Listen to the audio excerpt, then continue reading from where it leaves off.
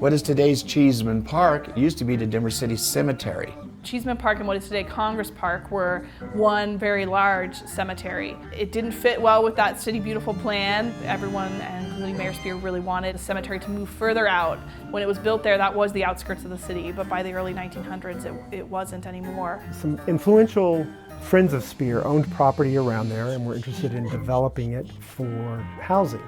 And cemetery is not necessarily what you want to live next to. So there was an effort to relocate the bodies.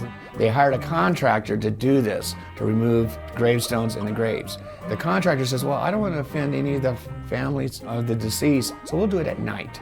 Right. They removed the bodies to Riverside Cemetery, to Fairmount Cemetery, Mount Olivet Cemetery. And McGovern, the undertaker, was paid, I think, $1 a body.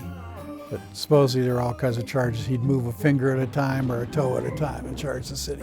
The problem was they didn't get all the bodies.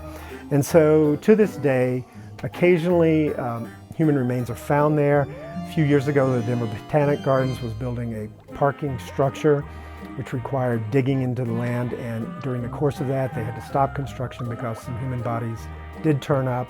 And of course, all the bone meal, the blood meal, the human fertilizer there enables the Botanic Gardens to thrive. There are folks that think Cheesman is a little haunted because all of the bodies that were buried there at one time. But again, Spear had this vision, was keen on implementing it, and the fact that there were bodies buried there didn't seem to serve as an impediment. He was going to do what he needed to do. If you're in Cheesman Park and your dog starts digging, watch closely to see what kind of bones your doggy will come up with.